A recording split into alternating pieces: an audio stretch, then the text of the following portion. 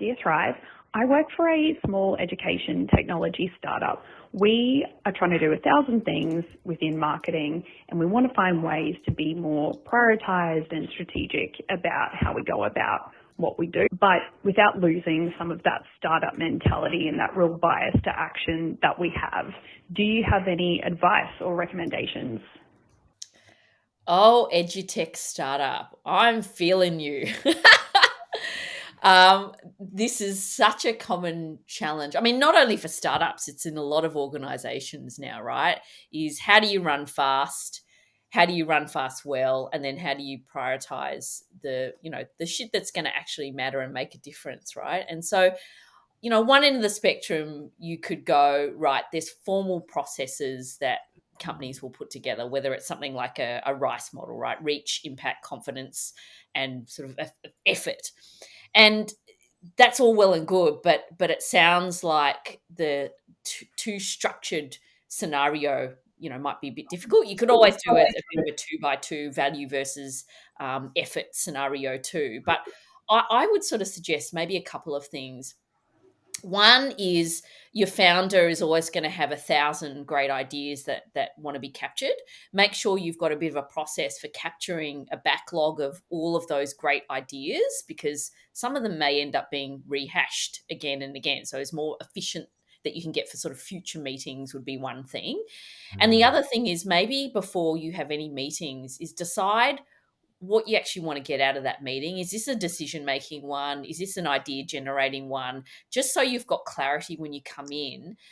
So you're getting more efficient in terms of capturing the ideas and actually moving the business along and working on that prioritization. What do you reckon, Alex? Yeah, I mean, my thing is like, don't do it if you don't need to do it. That's the thing that when you go from lean to scaled, I have most often observed is that suddenly you start doing, like, when you didn't have time to do things, you just did the things you had to do. And once you reach a certain scale, you can start doing things that you don't need to do.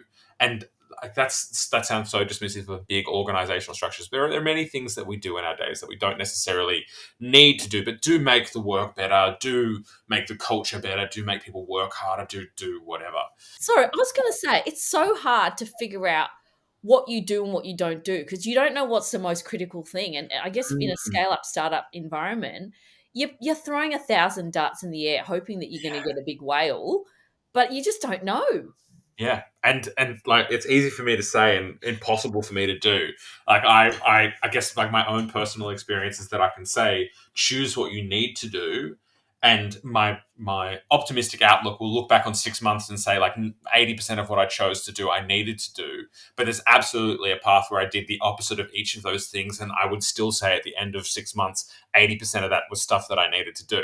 So Mm. I think that I mean, it depends how structured you want to be about it, right? Like, do you start by setting a the really clear needs matrix and going, okay, this is what the business needs, this is what we need to do to operationalize, having really clear goals, doing whatever, and then only ever do things that kind of score a certain point against that matrix. I find that tends to be kind of not human enough, or not reflective enough of like what we need or want to do as humans. And so, as humans in the workforce, as people who are kind of trying to get a job done. And so, I guess, like, ultimately the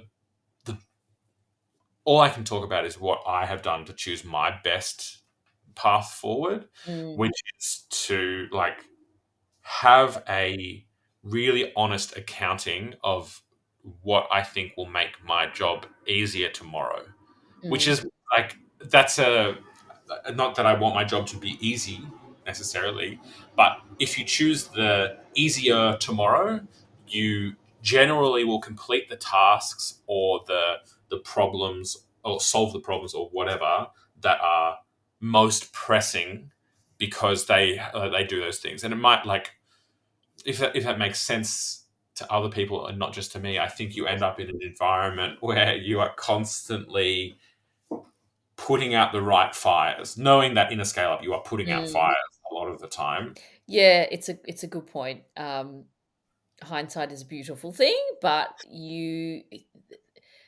the better the efficiency and the more aligned in terms of how you get there is going to be important. And I think the Mm. struggle with this particular person is there's so many ideas coming out from the organization, from the founder, or whatever that is, that it's hard, maybe it's hard to see the wood from the trees. But hopefully there's a few tidbits in what you and I have said that they Yeah. can take away. And thank you for calling in. Yeah, appreciate it.